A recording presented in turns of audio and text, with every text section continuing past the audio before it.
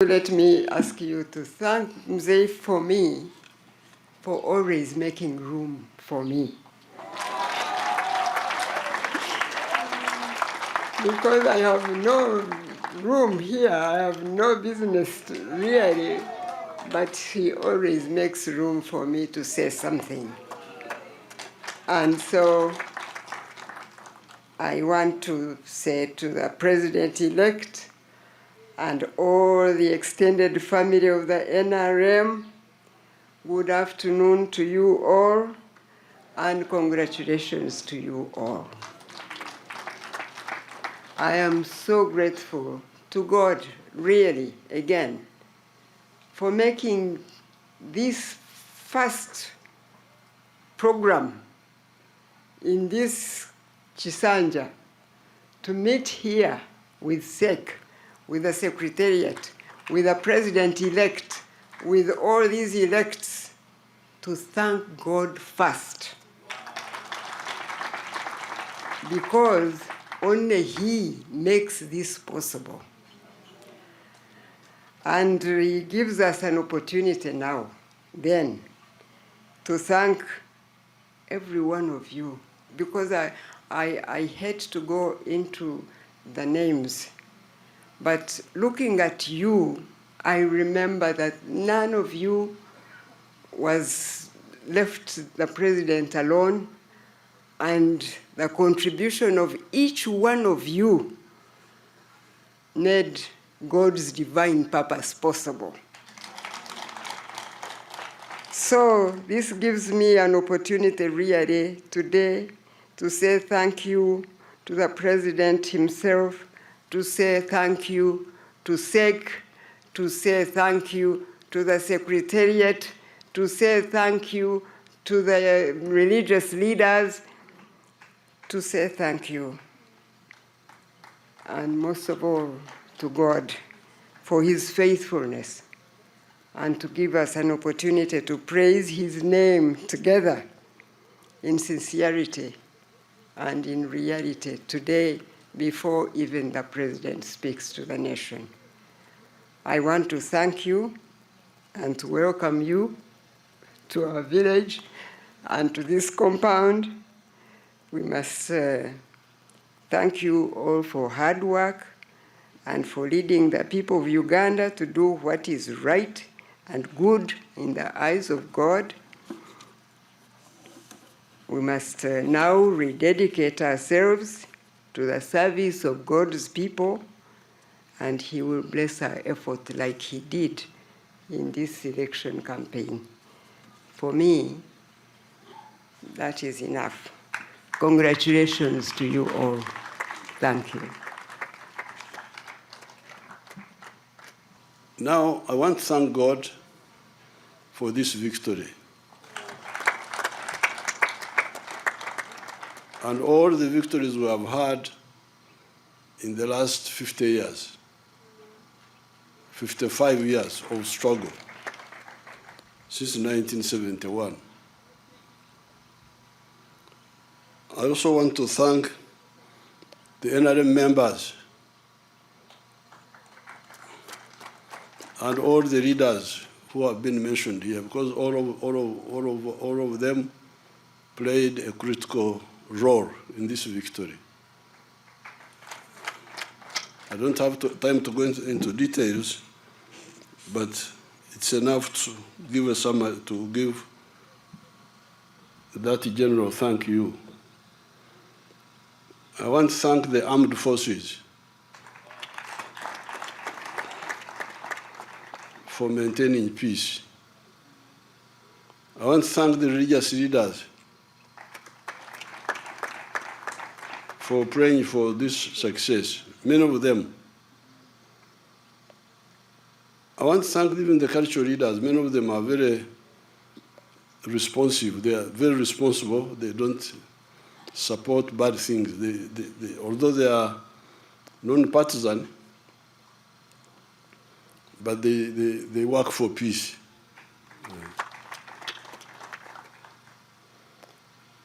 The opposition were lucky because 10 million of my people did not turn up, they would have been embarrassed badly. Because you see, we got 8 million votes about, but remember, we have got, when we reviewed the membership on the 6th of May, you remember we had 21 million members and 18 million of them are voters. But we are now talking of 8 million who turned up. So the opposition, and many of them who did not turn up are our members. 10 million of them did not turn up. So we must find out why. Why the 10 million? Me, I have some reasons which I will discuss with SEC. So the opposition are lucky, because if all our members turn up, there will be no opposition in Uganda, I can assure you. This is because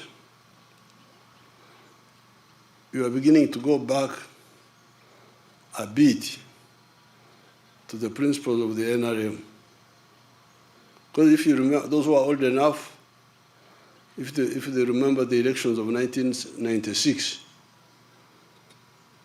people were not willing to listen to any story from the opposition, from Semugeri. They said, Semugeri, please, please, please, don't disturb us. And he had no impact in many parts of the country. Because that time we had dealt with the major needs of the people. That time, the major needs were, number one, a disciplined army, which would not kill people, no extrajudicial killings. People are very, very happy with that. Amaje agaringa ababikira. That's what they used to sing. They would sing an army which is like nuns, soft. That was number one. Number two, these people who know Nyankore and Rikiga and Rinyoro and the other dialects would say, NRM ekatuweho kuryana. NRM yatujangako okulumangana. NRM has removed sectarianism, actually, that's what they were talking about. NRM has removed sectarianism from us. This was 1996. Then, that time, we had started rehabilitating the infrastructure. Rehabilitating the infrastructure, and they were beginning to see that rehabilitation is coming. And we had also solved the issue of shortages. Shortages, lack of soap, lack of salt, so people were so united. This one is coming back now. When I was campaigning, I could see it was that atmosphere of maximum unity is coming back. Why? In many areas, it is mainly because of peace. Like in northern Uganda, West Nile. What? What are you talking about? You want to bring war again? No. Northern Uganda, some parts of eastern Uganda, this is one factor, peace. But then also especially PDM, has given some, in some of the areas, it has given people hope that we can get rid of poverty. Then the skilling hubs, these few skilling hubs we had scattered, those have given people hope also. So there is a way children who had no hope becoming very useful with just 6 months of training. This one is exciting a lot of people. So therefore, we must analyze, find out. I have some reasons, but I will mention them in a sec. That's why I'm saying the opposition are lucky. They have not seen our full strength. just 80 million people turned up. Many of the spirit votes are ours. The 200,000, almost 300,000 spirit votes, because these are our people who, the elders and so on. So, but it's a good test of the strength of the NRM, but it's not all the strength. If all the strength of the NRM turn up, there will be no opposition in Uganda. Now, unfortunately, the opposition, some of the opposition are wrong, but not terrorists. But some of the opposition are wrong and also terrorists. So I will discuss with the interreligious. The other time when we had a meeting with the Interreligious Council, I told them if we can find a way of advising these misled people so that we don't have to use a strong arm on them, it will be better. Of course, we have the capacity to, because they were planning, there's something happened in Butambara. Butambara, a character called Chivumbi was defeated. Now, the plan everywhere was that where Nup is defeated, gangs with the pangas. You remember pangas? With the pangas should attack the polling station. And that's what they did. When Chivumbi was defeated, they came with the pangas to attack the polling station, and they were shot. 7 of them were shot dead there with the pangas. Now, those who came to Nakasero on the 14th, on the 13th, remember that I was up the whole night. I didn't sleep. They came to pray there. They saw me there. I didn't sleep the whole night. I was busy meeting. The problem, the group of these traitors, like Kyagulanyi and some of the other opposition, not all of them, some of the opposition, especially the ones who used to belong to the Besigye group, Besigye wing, they don't understand that Uganda is a land of matters. In my New Year's speech, I made this reference, but people don't listen to my speeches. They think I'm just talking. I never talk anything. Everything I talk is deliberate and decisive. If you read that speech of my New Year, I said, you people, Uganda is the land of matters, if you don't know. Matters, this is what they call matters. We're young boys, young boys, all of them. I don't think there was any, I hear there was one who was 40 years old, but all the others were young boys. But when Mwanga told them to do bad things, they refused. And Mwanga said, I will kill you. Say, okay, you kill us. That's what happened. And they died, but the one who killed them disappeared also. Then you come to the political matters. Be careful with the Ugandans, you people, be very careful. You may think you are this, you are that, but be very careful. These Ugandans have got, they are from very strong tribes, strong culture. They have got a very strong sense of fairness. The Banyankore don't believe in Okugurukira. They don't believe in it. Surprise attack. Europeans like surprise attack. They think surprise attack is fighting. That's cowardice. The Banyankore, when he is coming to fight you, and you are looking the other way, he has not seen you, you clear your throat. And then he turns to face you. and you insult him, I have come to cut your mother something. Then you sort it out. This is the culture of this place.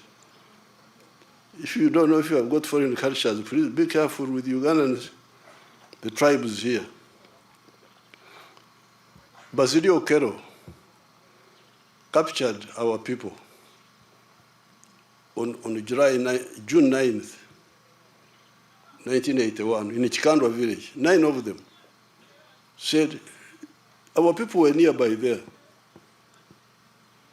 A boy called Jack Mchunguzi. He had a small detachment nearby. For me, I had just left, I had gone to Nairobi to go to see Gaddafi in Libya. Basilio Kero said, you show us where the guerrillas are, or I will kill you. Rutamaguzi told the other 8, Nkanjirwa, Sentongo, there were 9 of them. Rutamaguzi told them, Temulajana. What is Okulajana in Uganda? Huh? Don't ask for mercy. Temulajana, don't ask for mercy. And Basilio cut them with pangas. And Basilio thought he was victorious. But what happened to Basilio is another story. So this is the Uganda. Now, what these people were planning is what Chivumbi did in Butambala. They were trying to do it in all areas. That's what they planned. Of course, I knew they planned. But more importantly, that where they don't win, they should cut people. Of course, we were ready to deal with them decisively. But even better, most of the Nup people who were supposed to do that refused and came and met me. This is not the first time they met me, told me the whole story. Oh, okay, you go. And this is not the first time. The other year, when there were riots in Kenya, the same riots were supposed to happen here. But the people they wanted to use came and told me. And we refused the. So therefore, I am advising this small group of traitors. But they are working with foreigners, some homosexual groups, some this and that. So when I met Bishop Jumba here, some days ago, we had arrested a priest in Masaka because he was involved with Kyagulanyi. They wanted me to release him. I said, no, you can't release him. You can release him if they tell the truth and they stop. Because that our interest is not to punish. Our interest is that they must stop doing this and never do it again. So therefore, I'm really I want to salute the people of Uganda. It's not just the security forces who are maintaining peace, it is also the people, including the NUP members. Very many of them.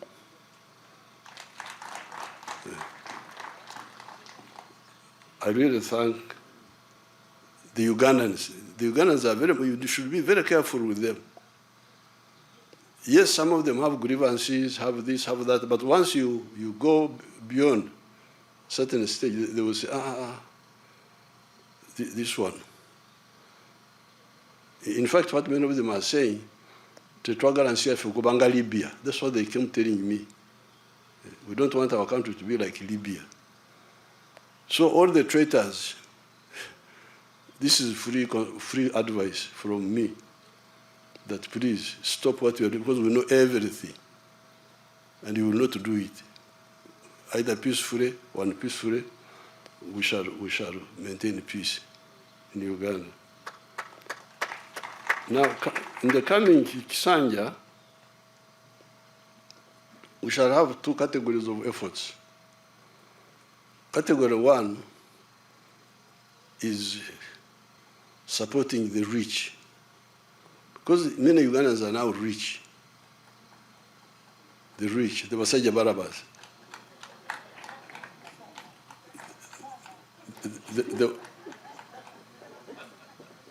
The one with commercial farms, the one with factories, the ones with hotels, including the foreigners who are coming with factories, those we shall continue supporting them.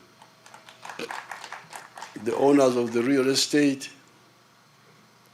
we shall continue supporting those through UDB, Uganda Development Bank, and other instruments. Now, as we speak, 70% of the homesteads are in the money economy. The Chigongos, those are rich people, the Chigongos, the ones with hotels. These are like 70% of the population now who are in the money economy. Some small, some big. So the real challenge now, but this, we need this to continue growing, because these ones are the ones who pay more tax. The more they grow, the more taxes they pay,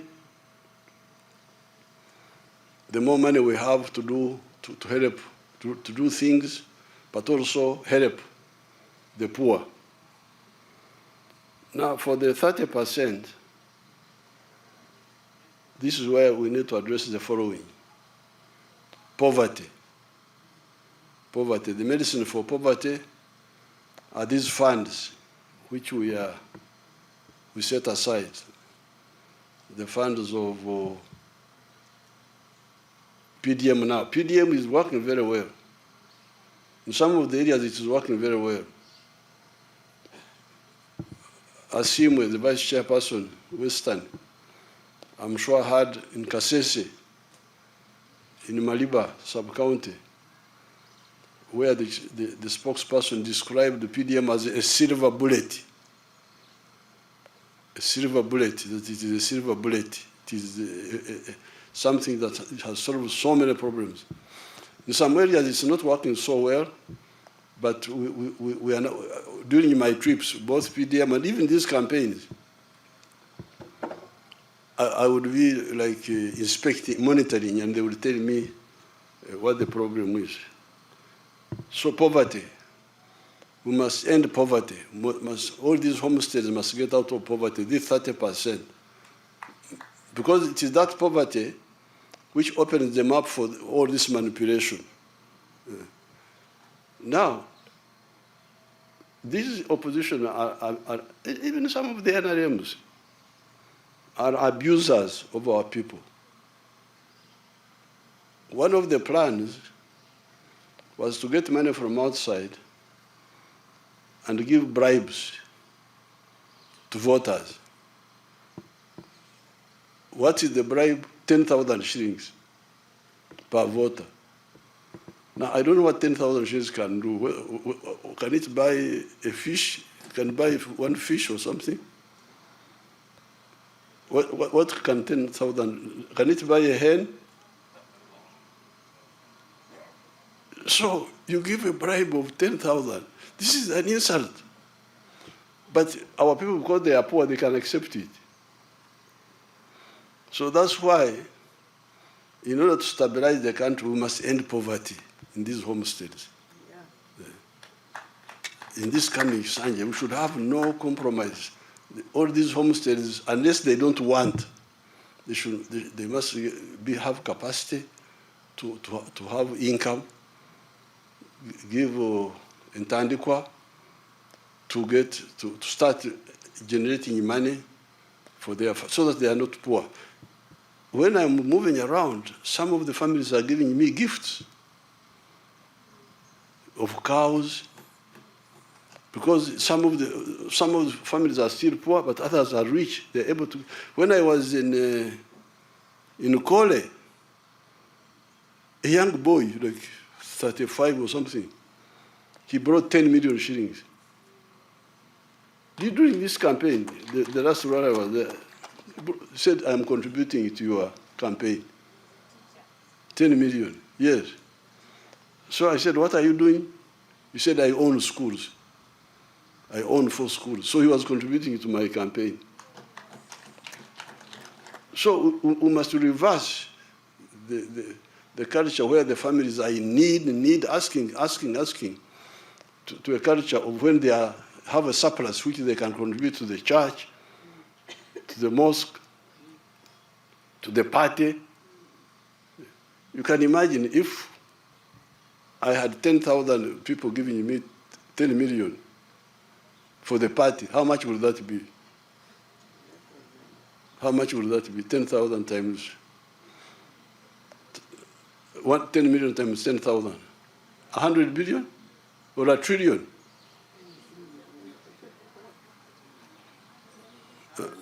Huh? 100 billion. Yes. That's number one. We must end poverty in our homes, because it is that poverty which opens gate for all these other problems. The other area is education. Free education. Free education in government schools. That program was sabotaged here. All these children who are in the ghetto are bad because of dropping out of school, because they can't afford school fees. Then health, in the area of health, the shortage of immunization is doing well, but the problem is with the drugs in the hospitals. You, the elected leaders, you must monitor these programs in your area, because all these things are happening in portions of Uganda, parishes, sub-counties, in your constituencies. You must monitor the drugs in the hospital. What is the problem? Are they being stolen, or are they not enough? If it is a problem, then bring it up and we deal with it. What is the problem? Then corruption. This corruption annoys people. They get so annoyed. Find out from our 18 million, the 18 million who of the party, how many of them are annoyed and why? By either corruption or unfairness. Then justice. To ensure that the magistrates, decide cases fairly. Land grabbing, resisting land grabbing according to the law. Because all these are happening in the areas under us as a member of parliament. Then the issue of the roads. The tarmac roads, like this road from Mitiana to Fort Portal, which had become so bad. Eventually they intervened and removed the potholes, but they are now going to work on it. But why would anybody have waited until it was so late? Or the Maram Road to Hweju,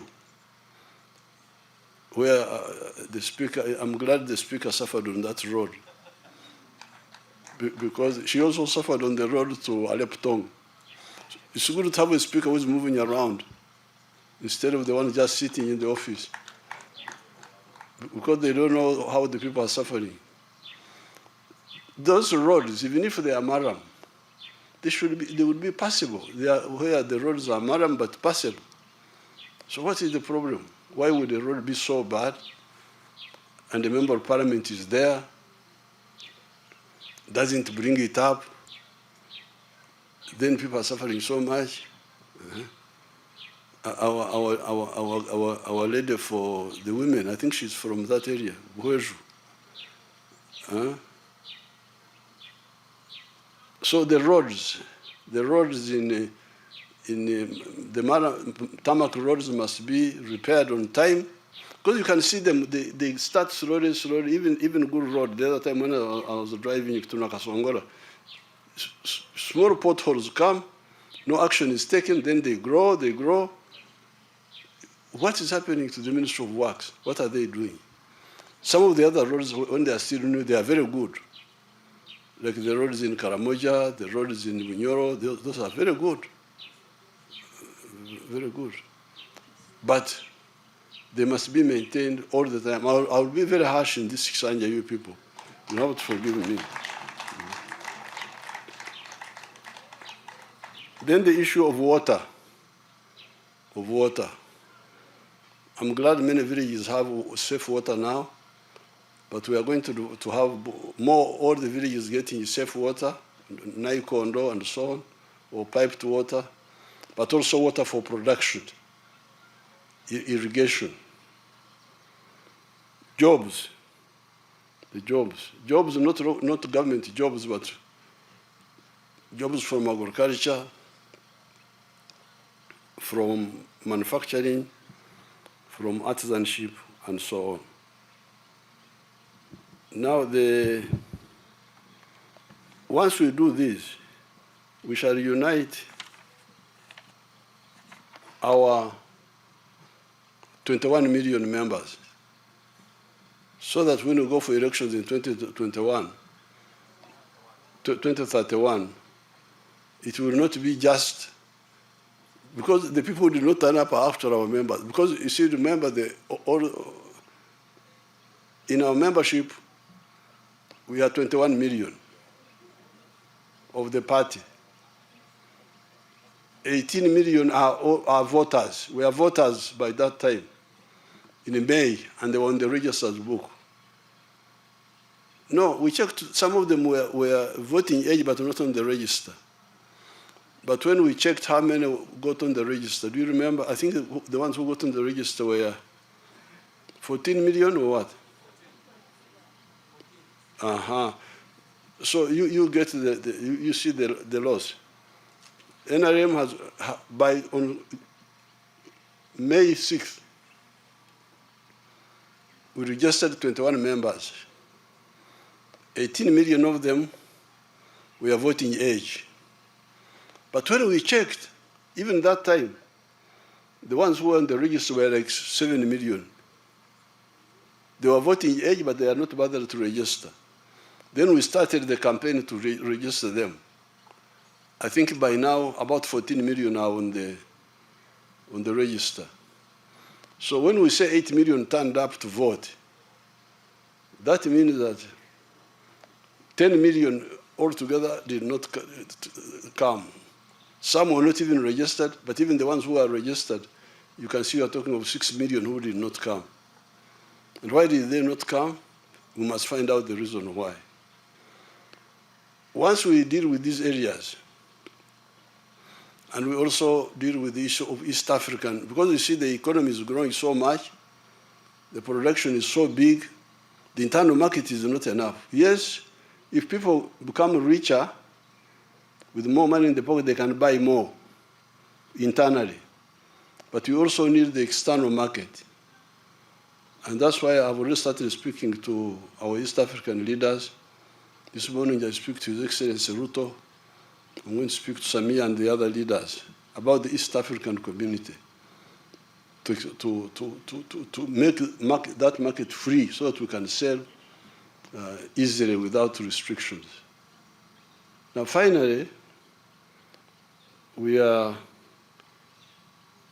this time we are going to start taking advantage of our oil, because our oil will start flowing this year. When I was flying all over the place, I was passing over the pipeline. It is reaching Hoima, and very soon we shall start pumping the oil. And therefore we shall have money to deal with the infrastructure, to deal with the railway, to deal with the power stations, to deal with some of the roads, not all the roads, because I don't want the oil money to be spent on these things which are not long-lasting. I want to put the oil money in the railway, which will last a long time, and in the power stations, and in science education. So that, because this, when Chagulanyi went to Hoima, he said, no, we should share this money and we eat it. We should share the money and eat it. So Asimwe rang me, said Chagulanyi has confused our people. He said that when he's president, all the oil money will be shared. And we shall eat it, all of it. I said, don't worry, when I come, I will expose Chagulanyi, don't worry. Don't compete with him in talking nonsense. Don't try to say that because he was saying that he will give the local governments, he thought this was a good campaign strategy. He will give the local government, this 20% or what? Yes, I'll give you 20%. Of course, when they hear 20%, they become, oh yeah, oh yes. So when I went home, I said, you people, this oil is not comparable to agriculture. Agriculture, manufacturing, and science education are more durable resources than this oil. Because this particular oil, the one we are talking about now, will last only 20 years. We may find other oil, we are looking for other oil within the Albert Valley, but also in other areas like Karamoja, like Chenkwanzi, we are looking for more oil, even Lango there. We are looking for more oil, we may find it. But this particular one will last only 20 years. So what will happen after 20 years? So therefore, if you care about your country, the oil from this oil, the money from this oil, which is exhaustible, should be used to do things which will be there for a long time. Not just to, because if we say we share, we give more to, what will the local government people do with the money now? Pay allowances to themselves. That's the end. Will they invest in something long term? What will it be? So, and the Banyoro are not stupid people, they listened, and you saw how they voted massively. They ignored the nonsense because I was able to explain to them. So this oil is coming. It will really help us to deal with the railway, deal with the power stations, deal with science education, so that we really have, because remember there are countries like Japan which don't have oil, they don't have minerals, they've just got clever people, scientists, who make cars and we the stupid people buy them. The clever people make cars all the time, Mitsubishi, Toyota, all the clans of like you say, Avente, bakore motoka. Abo Rugaveni bakore motoka. Rugaveka, Nteka, Mporogomaka. These are the Japanese cars we are buying. They are clan names. Each clan is making a car. And we, the sleeping people, are buying Toyota, what do you call these, the big ones? Land Cruiser, is this what you All of those they are Japanese people who are very clever, selling to people who are asleep. So we want our young people to master science. They have started. You have seen how they have made the Chira vehicle, the Chira car, and the bus, and the pickup. Our people are now making the electric motorcycles. They're making them here. The other day they gave me 1,000 of them. Secretariat should tell me where I should put those. I should give them either to the youth or who? The youth. Tanga. Let's start with the youth.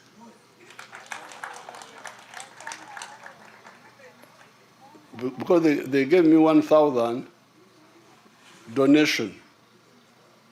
This is a group from a girl from West Africa. I've forgotten what they call their group. PPS can tell you. Then I committed to buy, because I wanted to give each per sub-county and maybe per county for the youth. And then I need to buy another so that they cover I got 1,000, I need to buy the other. So things will be much easier because we shall have a source of money, additional source, to deal with some of these big investments. Now, finally, I want to thank, as I've already said, the NRM leaders and the masses. I held 143 rallies, and I will make a booklet of those rallies. They are historic. Because they were so massive, even me, I would really feel very worried about the numbers. Like the first one we had in Amolatar, huge number of people. All of them, Koboko, where, all of these, Bukadeya, all of these places, huge. Mbarara, where, everywhere, wherever we went. Like recently when Kasese, huge, you will see picture. I will make a booklet for all of them. So therefore, I congratulate the people of Uganda. I asked the confused people to come back to sanity, because what they are planning, what they wanted to do, we already know, and we have already mobilized together with the people.